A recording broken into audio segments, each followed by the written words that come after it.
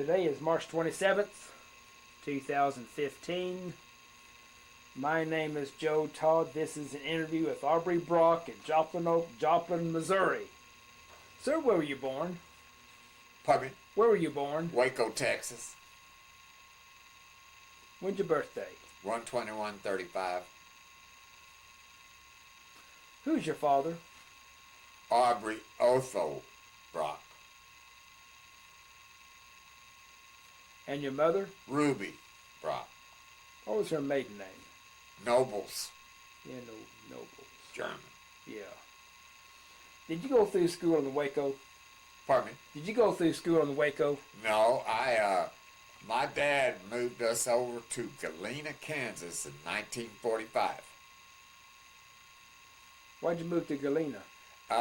He heard they were needing men in the lead mines.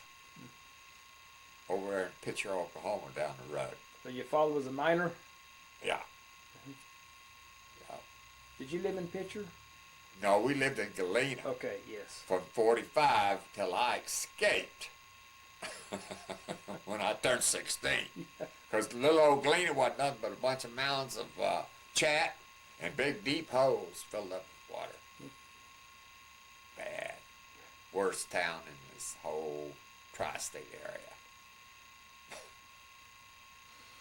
You go through school in Galena? What year did you graduate?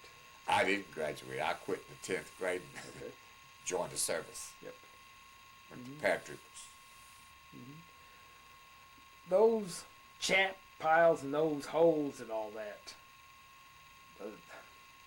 Why'd they have all that stuff there? The miners made the money, then left. And left all that mess in the environment, in the populations. But you know what? Galena ain't got them no more. They got EPA fundings and took all them chip piles and filled all them mine caves in, man. Believe it or not. Describe your house in Galena. Two rooms about the size of this living room. And I had, there was 7 of us kids and my mom and dad. No hot water. Great big old cook stove in the kitchen area, dining area. That me and my dad had to keep wood. That stove went all the time. Was it a company house? Nope. Nope. Got us trapped there. My mom finally made it back to Waco in, I think, 54. What company did your father work for? One of those mining companies down there that's long gone. Yeah, okay. Pitcher is closed. Pitcher is closed. Yep. I've been to Pitcher. There's nothing there left. Pitcher, Oklahoma. Yeah. Pitcher's closed. They bought everybody out. Yep. So you quit school, and what'd you do when you quit school? Went to Wichita. Rambled around on the streets up there for 7 or 8 months, and then one of my friends I met talked me into joining the Army and going down to the paratroopers. When did you join the Army? A little of everything. No, when did you join the Army? When? November the 2nd, 1952. Why'd you join the Army over the Navy or the Marines? Paratroopers. Paratroopers. Guy had ribbed me up about the paratroopers. He had been in before and joined on underage, and after he got through with the jump school and all that, and I want to start just regular training, well, he quit. Now he's old enough to go, and he talks me into going. Let's go jump out of airplanes. All right. Where'd you go for your basic training? Fort Riley, Kansas. Tell me about basic. Well, luckily we got there right after they had a flood. Flooded that whole base. Water level was in the movie theater was up about halfway to the ceiling. Basic 4 months. I think the first week we woke up to 8 inches of snow. I said, man, they ain't gonna put us out in this, are they? They did. Marched us across the base of the theater for lectures. So, after that, I caught a train in Kansas City for Fort Benning, Georgia. Mm-hmm. What's your most vivid memory of basic?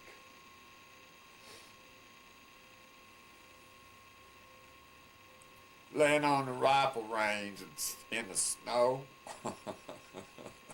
Miserable. Miserable. I mean, I ain't that into firing guns to start with. It was rough. Yeah. It was rough. You pull KP? Oh, yeah.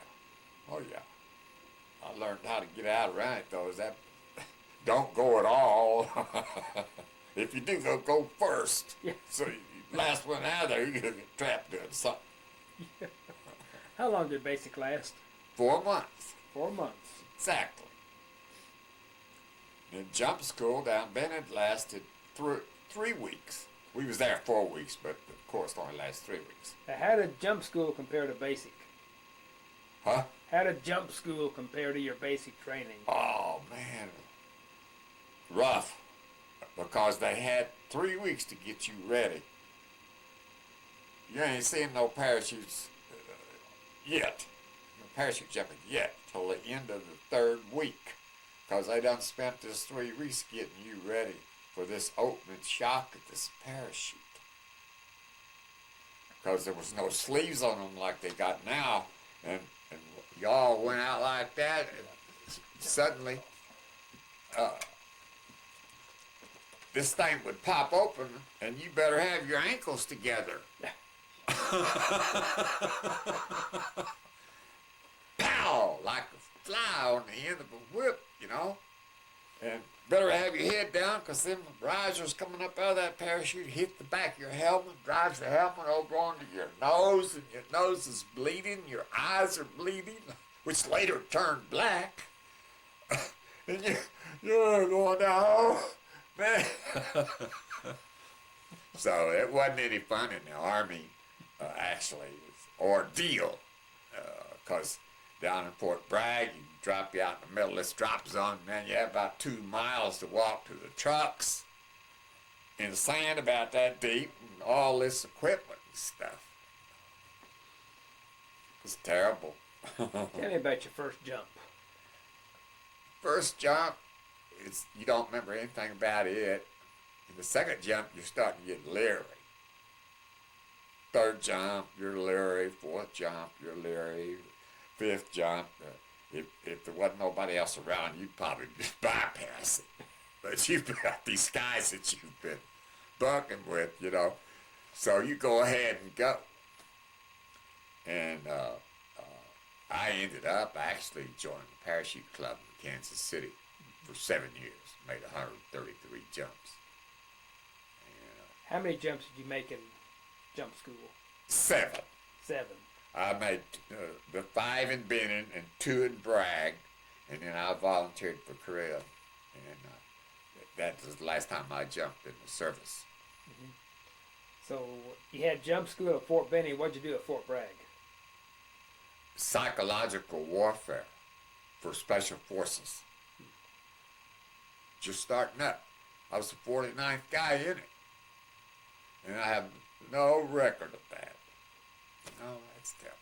10 special forces. 10 special forces.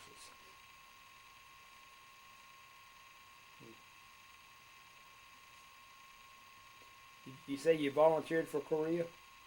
To get out of Bragg. Why? Humidity.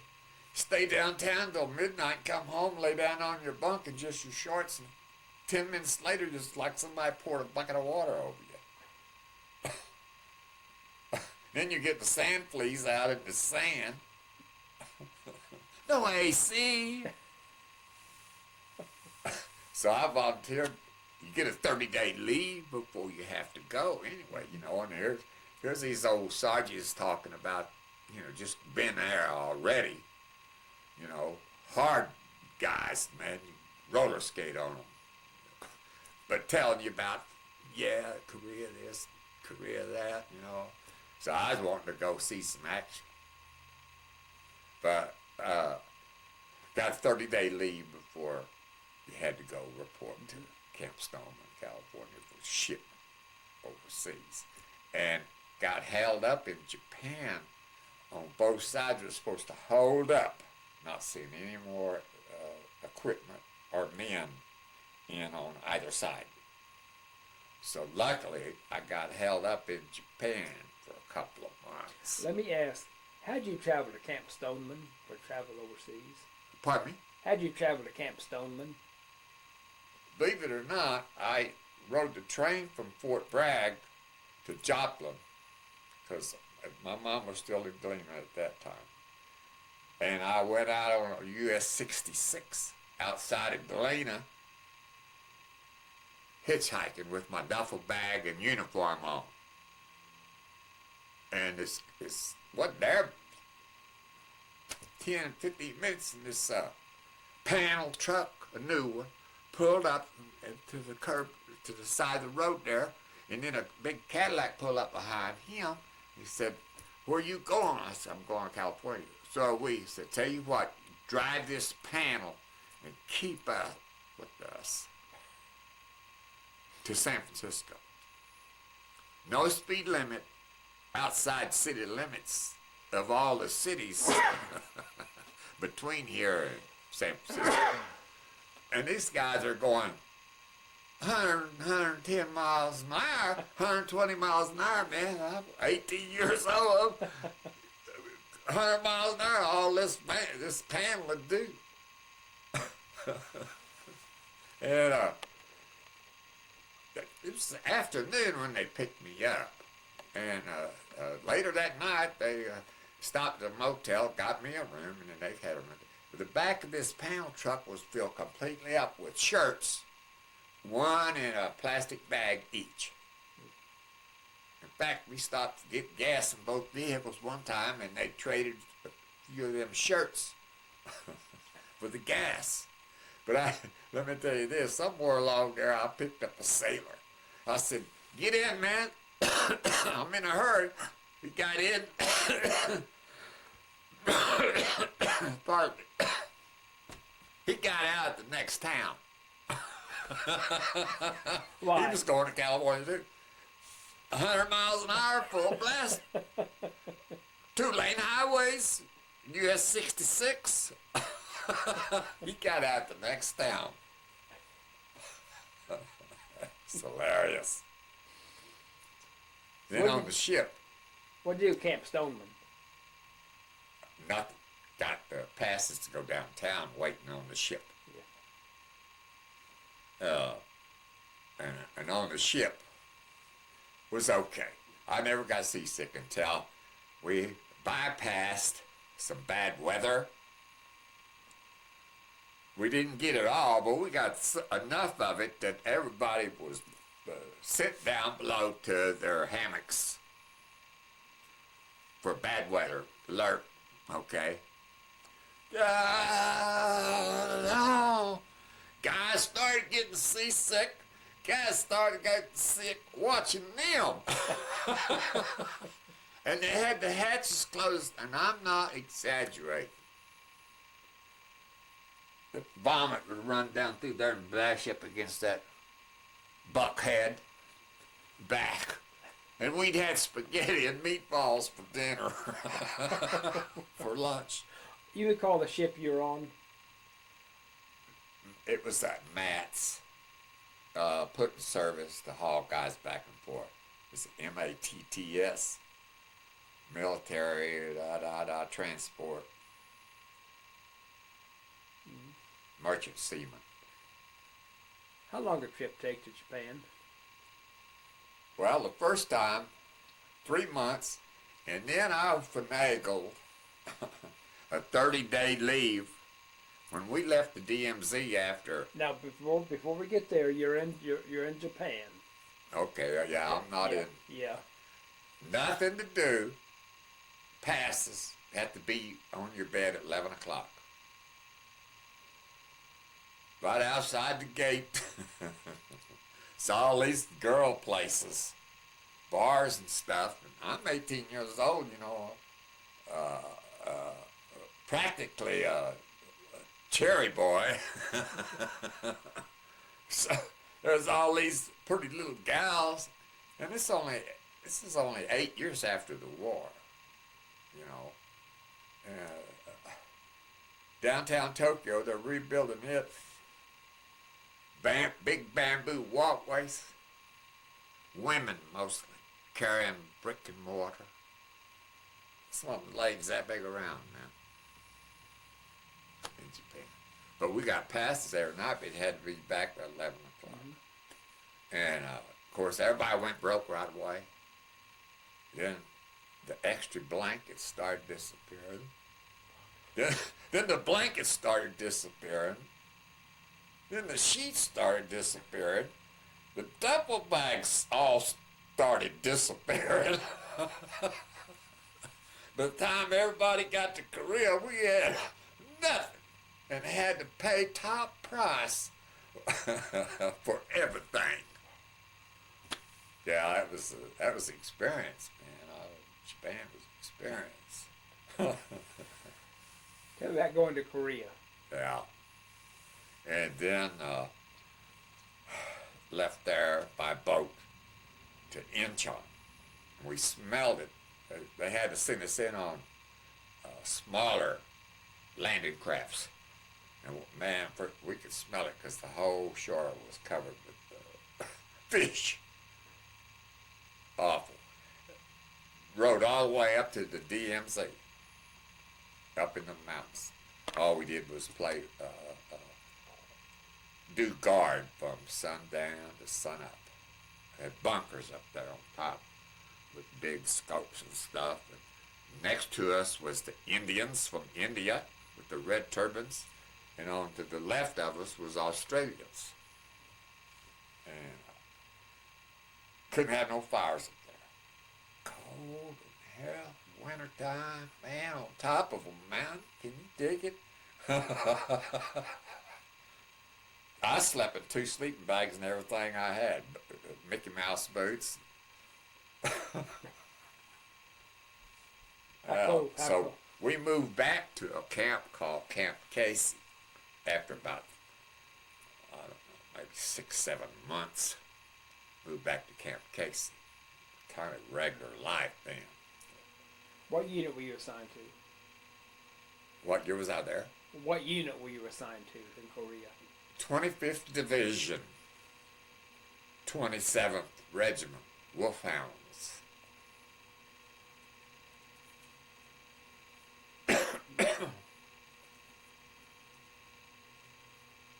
What's your most vivid memory of the DMZ?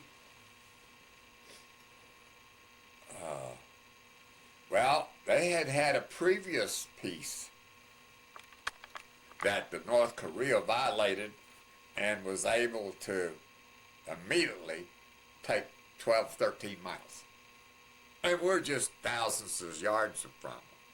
We can see them, they can see us. Turn this back on. Turn it on? Yeah. Yeah. But, so, that was always a possibility. One night we thought we seen tanks coming through the mountains. We called it in, and nothing happened. I said, man, what's supposed to be happening here, you know? So they must have had better intelligence than us because nothing happened. And then when the day come, it was the spots where the snow didn't get. Left these big black side of the mountains. Holes. We thought they were tanks.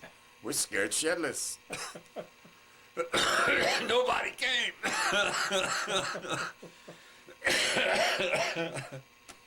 So, yeah, it was a bad night there. Did the North Koreans ever fire on you from North Korea? No. And we had barbed wire and tin cans and landmines forever out in front out there. And we had our machine gun set up for the sweep, you know, interlocking machine guns, in case they did decide to break the deal again. How long were you in the DMZ? I think 7 months. 7 months. And then, after we were there, my division, which had came from Schofield Barracks in Hawaii, moved back to Hawaii. And I was there 7 months, and then my overseas time was up. And so I went home. I was ready to go, even though it was in Hawaii. Mm-hmm. I've been away a while, so. So you go back to Hawaii? Pardon me? You go back to Hawaii? You know what? In 1954, there was only 2 hotels on Waikiki Beach. When I went back in 1978, you spit on the next one. Yeah. Rent. Paradise Rent. On the other side of Waikiki Beach in 54 was nothing but jungles, and flowers, and orchids, and all that stuff, you know. When I went back in 78, it was rent. I didn't have a good time. I was there 2 weeks, stayed drunk the whole time, down around the beach bars. Never went in the water. What's your most vivid memory of Korea?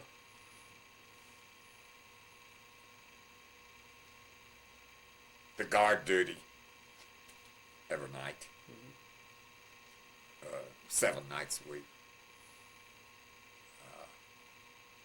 And the Australians got quarts of beer in wooden crates and straw. They brought us a case of beer, maybe once a month. Case of beer per squad.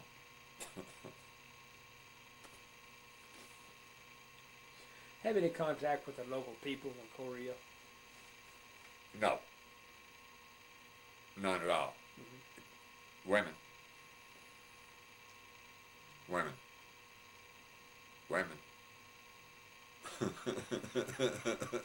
And more women.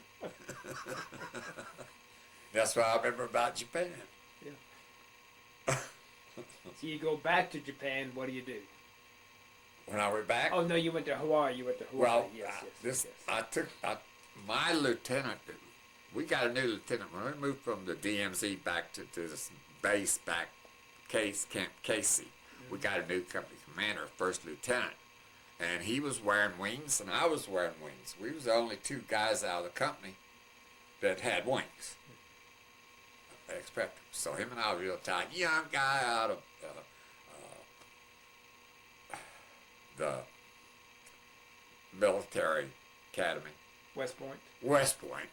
Young guy, and we got along real good, and he gave me a job, TI&E information officer. Mostly I had to assign lessons to these sergeants, these squad leaders, mostly. So I had a pretty good job. But anyway, I talked him into giving me a 30-day leave. Put a short, heavy lie on him. Told him my dad was going to be in Tokyo on construction business. Could I get a 30-day leave? He said, well, I can prove it, but I don't know how you're going to get there. I said, I'll get there. So he proved it. So I hitchhiked down to Seoul and caught a mail plane, rode on top of these big mail sacks to Tokyo for 30 days. Great time. And I had one, after I left Bragg, I had gotten a 30-day leave. However, and then to jump ahead, when I got to Hawaii, first thing I did was take another 30-day leave because I knew guys from headquarters company for $50 could wipe those 30-day furloughs off the records. So I'm thinking 13 or 14 months, I had 90 days.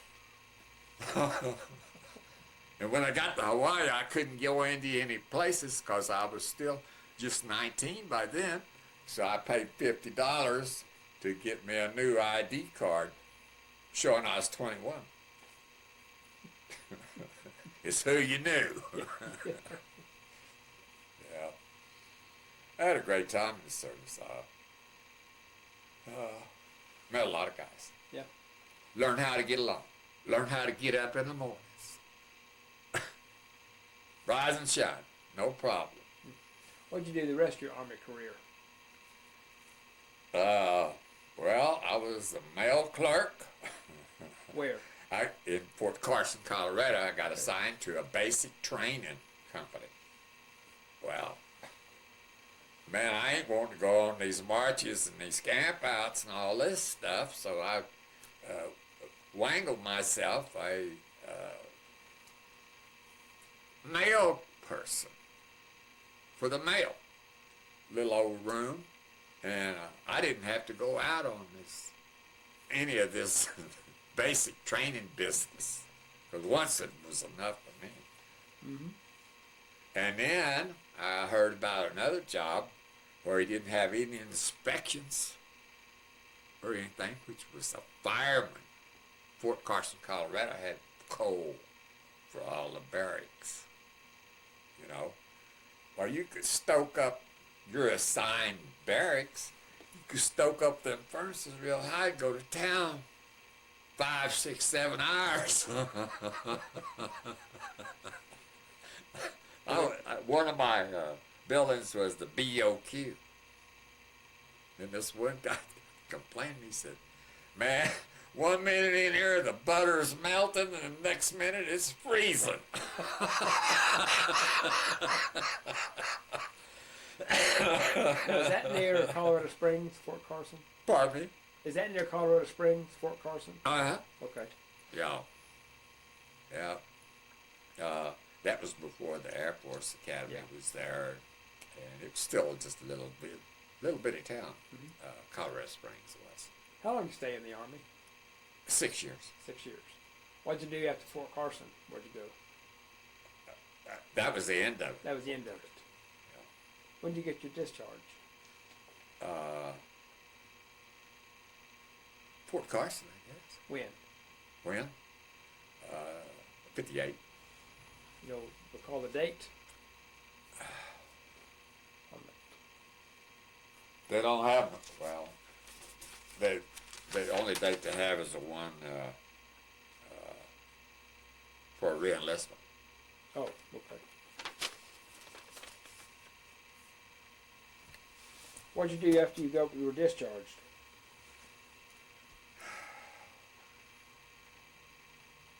Went to work for Boeing, Wichita. Oh. That's where I went back to, Wichita. What'd you do for Boeing? I worked in mostly inventory, and I was going to go start the school there. And I talked to this guy at Boeing about letting me work third shift, which worked midnight till 6 in the morning. 6 hours you get paid for 8. So that was better than the 3 to midnight previous shift. Yeah. But when they laid me off, they laid off something like 5,000 or 6,000. A whole part of it. They had a little town actually. It had a skating rink and a Safeway and a bank and everything. All these houses.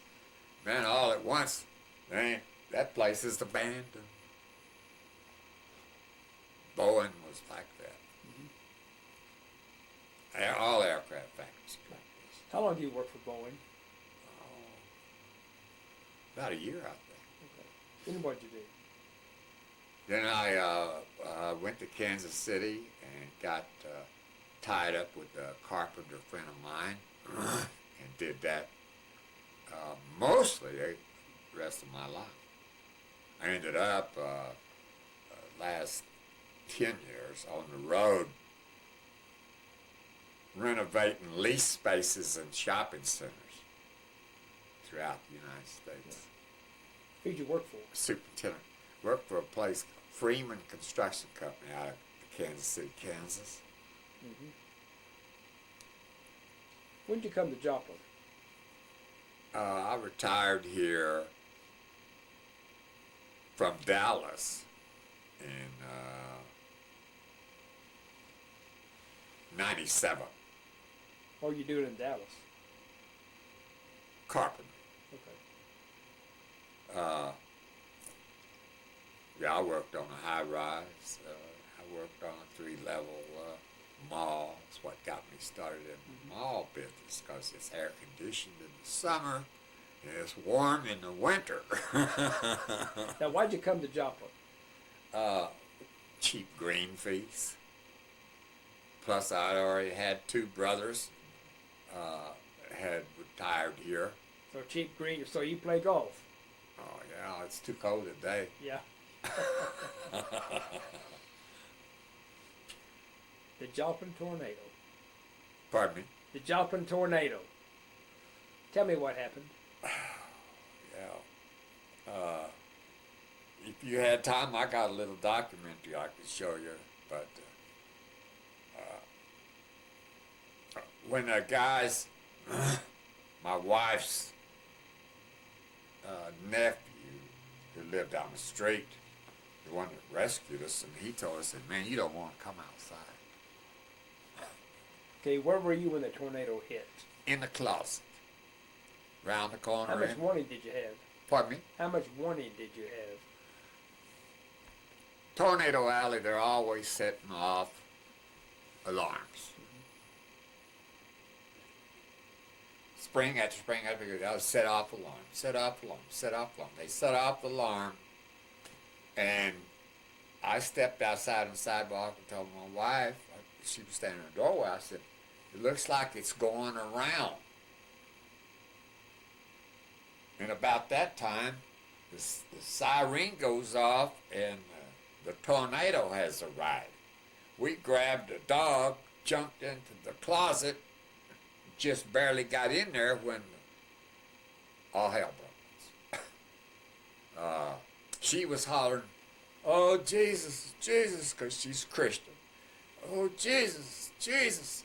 I wasn't saying anything, but I was thinking. I rode a motorcycle after I quit the parachute club. I rode a motorcycle around Kansas City and Dallas. Breakneck speeds, drunk sometimes. All I thought was, Lady Luck, stay with me for one more ride. And the tree saved us.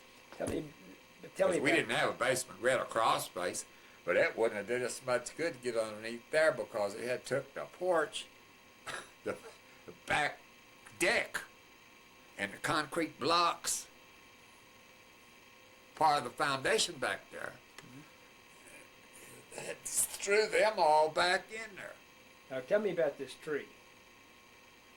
The tree was 5 or 6 feet in diameter, like 200 years old. Elm tree? And it ripped that tree out of that ground just slick as a whistle. I mean, it's a humongous tree. It's certainly the biggest one on the block, although there was a lot of trees in that area. Treesville, which got stripped. But that tree saved us, I think, because we didn't have time to go to the crawl space anyway. And so later I called the city and got a hold of people in charge of the siren. I said, partner, why didn't you, when that tornado hit west of here and was tearing into St. John's Hospital, taking it off the foundation, destroying it, why didn't you leave the sirens on? And he said, we have to turn them off to let them cool down. And they're still like that. They got to turn them off to let them cool down. But by not leaving it on, probably cost at least 100 of those 162 people. Now, was your house completely destroyed? 3 walls was standing. Most of the stuff in it was gone. The door off of the refrigerator was gone. Who knows where it went? Nothing on the shelves disturbed. How about the houses around you? The whole block. The whole block. There was a lady, catty corner from us that got killed. Everybody else lucked out. Lucked out. Were their houses still standing? Oh no. Oh no, none of them. That's all no new neighborhood. So your house is the only one that had walls standing? 3 are standing. What was left of them, there, you can see there was boards and stuff. Go ahead, hold that picture up. This is... Yeah, hold that. That's your house. Yep. And my grandson came up from Branson and found timbers and made that big cross. And everybody said it turned out to be a great inspiration for all the people there digging. Yeah. Yeah, you can put it there. Yeah. So did you lose everything? Yeah. Yep. Because the deluge started right after that. Filled everything up with water. We had just gotten 16 inches of blown insulation. That all come down on us in the closet. But just pure luck, man. I mean, just down over the hill, there's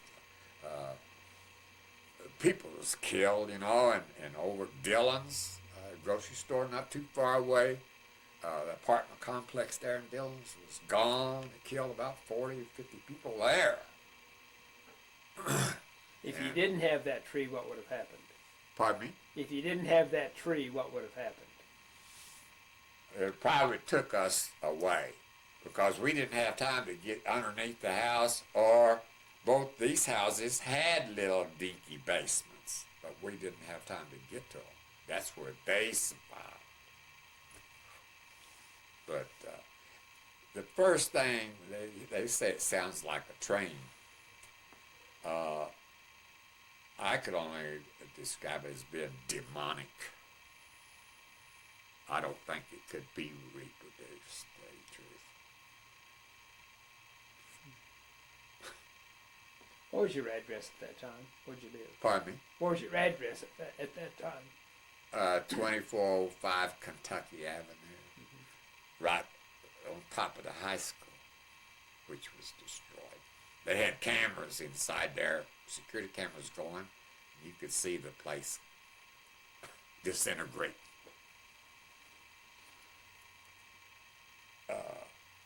Trophy cases and shit flying everywhere. E5, 162 people. Got 5 people in the waiting room, in the emergency room at St. John's. It sucked a 300-pound man out of his bed, out, frame and all. Window frame and all. 7 stories.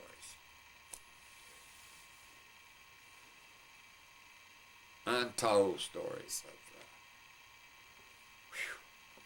so we climbing out. We finally, her nephew come got us out. We're climbing out of the house, debris, and we walk out what used to be a picture window.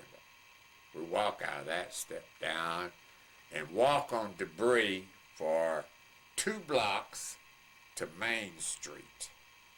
But all this is destroyed, man. 2 blocks to Main Street, and there was an ambulance there. And we just got in it. We just got in it. And at that time, wasn't nobody sitting there. Pretty soon, here come, on a stretcher, Elva Carl Resta sit right there, not too far from what Used to be the restaurant, not too far from the ambulance, and had killed 2 people in there. And one of them was badly injured on a stretcher, and one of them was obviously broken arm. And he got in, and the driver took off, going around debris and stuff up to 32nd Street, where St. Freeman Hospital is. So we had to get out at a McDonald's. Of course, no electricity. So we got out, the wife and the dog and I go in this McDonald's, and this is like 6 o'clock in the evening. A guy came run us out about 9 for gas. There was about 40, 50 people in there because it was raining. A lot of people had nowhere to go. The apartments around there, they had no place to go. People just stumbling around, walking around. I flagged a guy down after he chased us out in this rain. I flagged the guy down where the tornado had quit there on 32nd Street. The other side was okay. This guy had came from around north to check on his bank. He was the CEO of this bank sitting back off over there. I flagged him down the SUV and asked him if he could take my wife and I to the safety shelter. He said, sure, where do you need to go? I said, well, on the north side of town, my sister's house. He said, I live over there. I'm heading back there. Glad to give you a lift. So we just caught a lucky break there. Because we had no other way to get 100 blocks. And then you moved in this house on St. Charles. Yeah. Yeah. After it took us about a month or so to find a place with a fence for the dog and everything, to where she was satisfied. Yeah. But played 9 holes of golf Monday through Friday. Exercise. Yeah. That's all I get. Hour and a half, 2 hours. Would you join the Army again? I told my wife I would in a minute. Yep.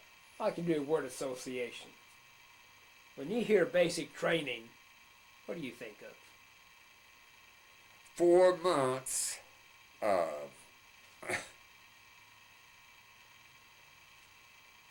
brutal. It's really pretty brutal. Get up so early and march here, march there, rifle ranges, and just all kinds of stuff. What do you know? Jump school. Jump school was an ordeal, brother. I guarantee you that was an ordeal. You never walked anywhere. Never walked anywhere. Because they had to get you ready for that opening shock of that parachute. So it didn't disable you for months, maybe. If you just go out there unprepared, pow! A full pack underneath your legs and a rifle in a sheath on your side.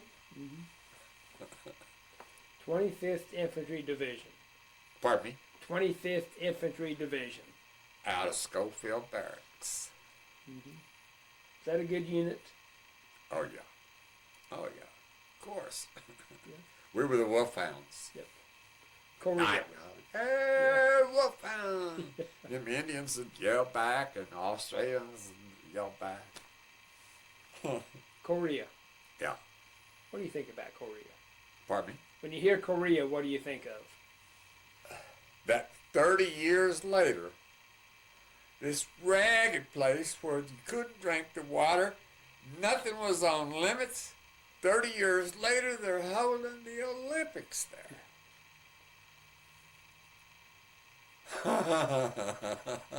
Just 30 years later. The place is devastated. There's no dogs or cats. They've all been ate. There's nothing on limits. Harry Truman. I think, man, he's about the last president we had. That's just my opinion. Yeah. Dwight Eisenhower. Loved Ike. Loved Ike. The only thing was, is, like I told you on the phone, he thought the berets was a little too foreign, but I don't think anybody really thought that too hard because we thought they was foreign looking too, kind of sissy looking to be wearing a beret. How do you want to be remembered? Pardon me? How do you want to be remembered? Grandpa. Dad. Grandpa great. And did a real good job of that. Well, this is a very good interview. I want to thank you for your service and thank you for the interview. Well, I appreciate you stopping by. I don't, nobody ever comes by but my brother to get me to go golfing. Anything else you want to talk about? Pardon me? Anything else you want to talk about? Well, I used to be an avid Walmart despiser. You know, they took away the bag boys and make you bag your own stuff now, you know. They own 20% of the U.S.'s wealth. One of the heirs alone is worth $29 billion. And they're going to give a big raise to $9. But everything in there is Chinese made. But now I've been reversing my opinion a little bit because you can't blame Mr. Wall. You can only blame the senators, this lobbyists, talked them into letting Ling Ding Dong sell this guy merchandise. No problem. Thank you. Lobbyists. Yep. Lobbyists. GE Electric showed a great big old train engines being made. General Electric, you know where it's being made? Argentina. The first week here, Big Smith Overhaul Company make Big Smiths. First week moved to Mexico. Baxter Springs, Kansas, the bowling giant.